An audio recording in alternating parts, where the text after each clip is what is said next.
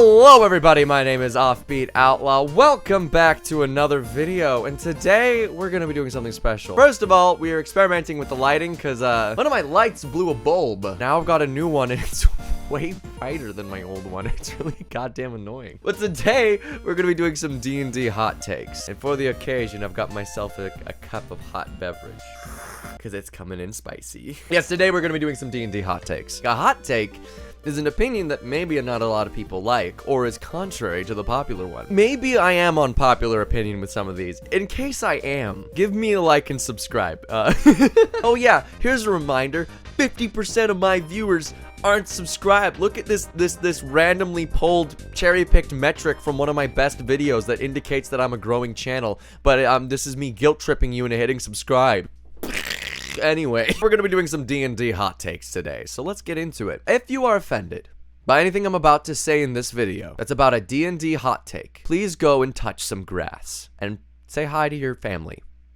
They probably miss you. Okay, that's all. Thank you. So we're going to be starting off today with today's first D&D hot take. What is this hot take? Well, this hot take is as follows. If you think fighters are a boring D&D class, I think you're an unimaginative piece of shit. Calling the fighter boring is like going to an art supply store, walking up to an empty canvas and going, this painting sucks. Does it make sense? It is a class for you to invest your own imaginative ideas into it, and therefore build on top of that. And I know the meme of the fighter is, oh, all they can do is hit things twice, but how much damage does that do? How much damage does this supposed class that hits things twice do? Well, let's break it down. Let's compare it to a fireball. You know, everyone loves fireball. Great spell. No complaints on fireball. I'm a big fan of it personally. But let's look at its average damage, right? Average damage of a fireball is 8d6. The average roll for an even number of d6s is 3.5 per d6. Meaning the average roll for 8d6 is 28. Now, what's the average roll for a fighter wielding a greatsword? Well, that's 4d6. Let's action surge, because you know, if they're expending a spell slot, let's expend our abilities too. That brings us up to 8d6 even already with a greatsword. And that's crazy enough in of itself. But let's add on top of it what also comes with melee attacks: modifiers. Getting to +4 is pretty easy with point buy. So let's say we have +4. +4 in every single one of these attacks. That is an extra 16 damage. So 28 plus 16. Wow, that equals 44 damage? That's already more damage than the fireball. This one guy swinging his sword is doing more damage than a fireball. But that's not all. Let's say we're a Battlemaster fighter. On top of that, let's add some Battlemaster techniques. That is an extra d8 per attack, so that's an extra average 5 damage. But let's be fair, because we're rolling multiple, let's bring those to their true damage, which is 4.5.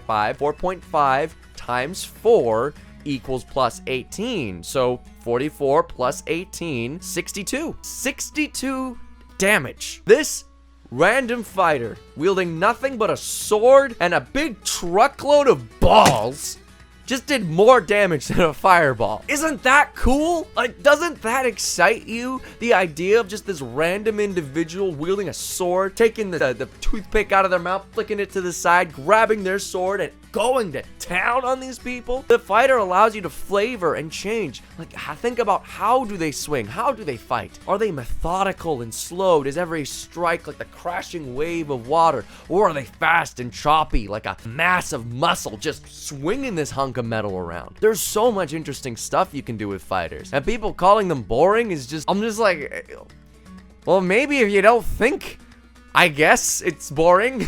But I don't know, maybe I just love action surge. That's also entirely possible. Maybe I'm the one who needs to touch grass. That's actually probably true. I haven't been outside in a while. Thanks, Doug Ford.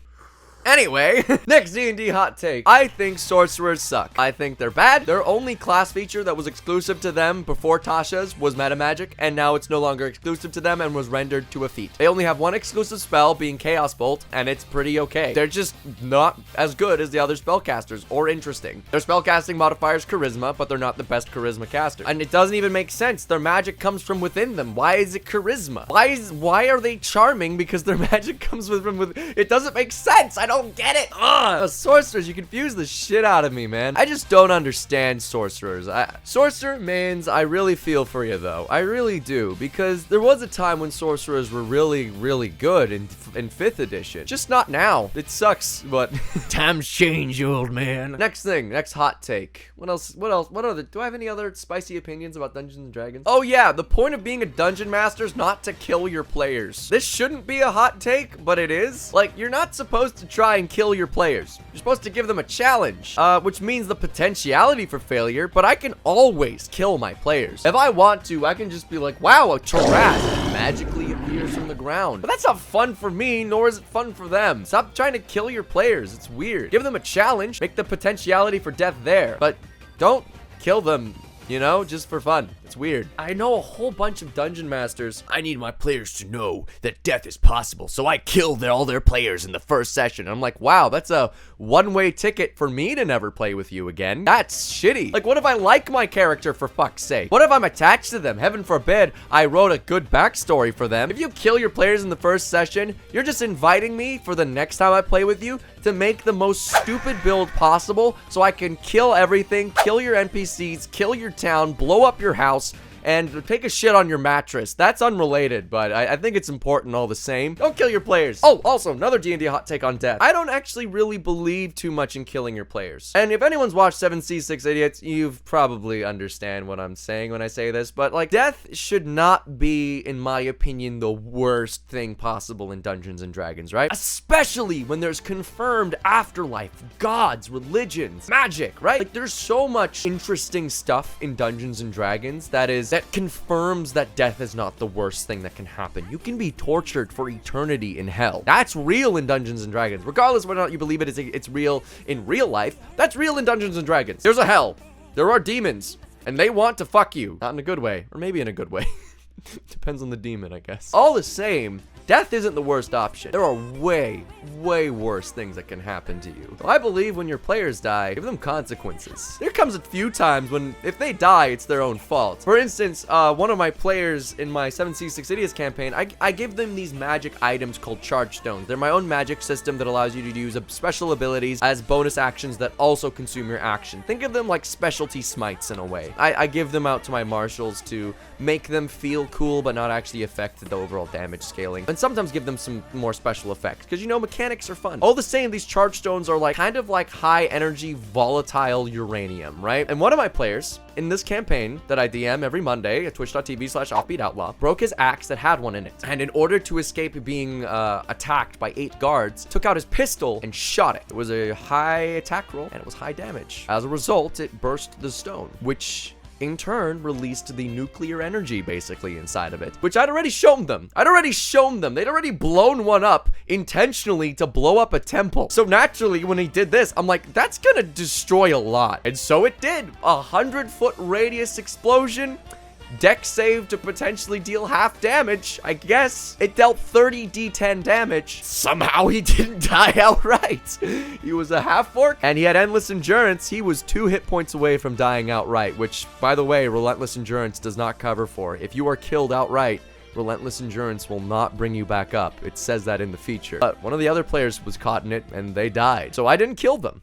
I didn't be like, your character's dead now. I gave them, they had these items which are basically like spend points to prevent yourself from dying. It's a coin, but it marks you for death. She had this coin, she gave it to death, and this coin brought her back, but it took away one of her death saves. So it gets easier and easier. And eventually, after a time, she's, I guess, spoiler alert for 7C 6 Idiots if you haven't seen the episode yet, she eventually did die. And when she did, she was changed, she had to change her domain in order to avoid being killed forever. She had to become a grave domain cleric and work for death. Like, is that not more interesting than just being like, new character? You know? I don't know, that's my opinion. I think there's way more interesting things that DMs can do rather than just be like, your character's dead, get a new one. And there are times for that, right? Like I said, if that character had blown up that thing and he died, I would have been like, your own stupidity has killed you. Congratulations, you are dead. Get a new body. I'd make it interesting, but like, come on. I'd already shown you that it can blow up a temple. Don't do that to yourself. Next D&D. Do I have any other D&D hot takes? I might. Oh, I got it now. I say rogues are no longer, in my opinion, the default edgy class. Oh my god, what is my hair capable of today? I've let the swoop grow out so long at this point. This is an intense swoopage. I should be an anime character, man, I swear. But rogues are no longer my like edgy class to make fun of. Now it's warlocks. I've got a bone to pick with warlocks. They are way more edgy than rogues ever were. Rogues are just troubled teens with no parents, okay? They're just Batman, but without the money. Warlocks sign a bad deal with a patron who hates them, and everyone tells them not to, but then they do it anyway. I swear. Warlocks are so much edgier. You know what? Warlocks are Shadow the fucking Hedgehog. That's the problem. Warlocks are Shadow the goddamn Hedgehog, and their patron's Eggman, and they complain about it all the time. And then you just don't hear the end of it. At least with the rogue, they'll shut up at some point when they get their hands on enough gold. But a warlock, I say this as someone who's used a lot of warlocks, by the way, and currently playing a warlock. So calm down. Gonna be okay, I promise. But speaking of warlocks, I'm not gonna let clerics get away. Everyone's always like, oh, warlocks have daddy issues. Clerics don't? Are you seriously gonna look me dead in the eye and tell me that a cleric doesn't have goddamn daddy issues? Really? One of their class features is literally calling their parental figure. Mom! Billy took my toys! That fucking trick. It's one of their class features. They can't do anything without their parents. Maybe I should play a cleric. Oh yeah, this is for homebrew motherfuckers, because I've had requests in the comments for me to talk about homebrew people. Your build sucks. Your homebrew class sucks ass. It's hot garbage. You want me to review it? Sure, it sucks. I'll tell you right from the get-go. It sucks. Want to know how I know? Wizards of the Coast also does homebrew, and they call it Unearthed Arcana. This is their playtest content, also known as It Sucks! Hot garbage. Fresh off the press hot garbage. That's what UA is, okay? Unearthed Arcana, no, change that to HG, hot garbage. Your homebrew definitely sucks, okay? My homebrew sucks. Everyone's homebrew sucks. Some of it just happens to suck a little bit less than the others, and then they put that into a D&D book. I don't care what your homebrew is. I don't care how long you worked on it. It sucks. Mine sucks. Yours sucks. Everyone's homebrew sucks hot garbage. And if you go in the comments saying, well, mine's actually balanced. No, it sucks. If it's so good, publish it. You ever looked on the D&D wiki? About 99% of all homebrew is some anime character. They're like, making Kirito in D&D. Like, that's fun. The anime wasn't even enjoyable. Now you're gonna ruin tabletop games? A game for a bunch of nerds with barely any social life who haven't seen the sun in days, don't know what grass looks like? Yeah, you wanna bring goddamn sword art online into D&D. An anime that statistically no one likes. If you do like it, I don't think I trust you. I'm not sure. It's like bringing Kirito into D&D, bringing Bakugo into D&D, bringing JoJo's Bizarre Adventure in D&D, bringing anime. It's just anime. If you want anime in D&D, the fighter's basically an anime character already, okay? Like, Astral Self Monk is just a JoJo character. You don't need it. Anyway, I think that's enough hot takes for today. Maybe? Well, thank you so much for watching. If you enjoyed this video, please remember to like and subscribe, bing the bell, tell all your friends. Announcements. I am now not only working on this channel, as I'm sure you all know, but I am now the editor of the DannyPhantom.exe YouTube channel. Now, Danny and I only would work on his channel if I thought that we both vibed comedically, and I think his channel is a lot of fun. I think he's a really funny guy, and I'm gonna be his editor now for his YouTube channel. So if you like my style of editing, please be sure to check out his videos. If you watch them, they help me out. Hey, if you're from Danny's channel, maybe you just found out about me today, welcome to the channel. We do D&D stuff here. It's not exactly the thirst trap stuff unless you're interested in very basic white boys. But welcome to the goddamn club if you are. Get the fuck out of my house.